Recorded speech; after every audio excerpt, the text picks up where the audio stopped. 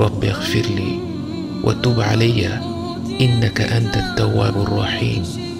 হে আমার রব, আমাকে মাফ করে দিন এবং আমার তওবা কবুল করুন। নিশ্চয়ই একমাত্র আপনি আত-তাওয়াবুর রহিম।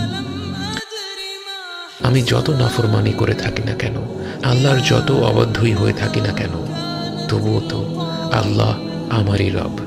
আমি যত বড় গুনাহগারী হয়ে যাই না কেন, আর কেউ তো আমার রব হয়ে যায় না, আর কেউ তো আমার রব হওয়ার ক্ষমতা রাখে না।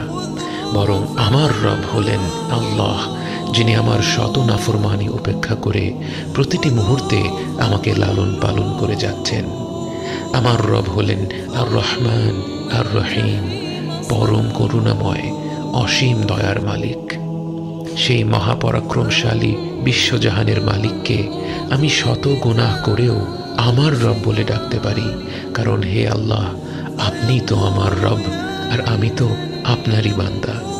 আপনাকে ডাকার মতো অজস্র সৃষ্টি আছে, কিন্তু আমার তো ডাকার মতো আর কোনো রব নেই। রব্বি রব্বি রব্বি ইগফিরলি, আপনি আমাকে মাফ করে দিন।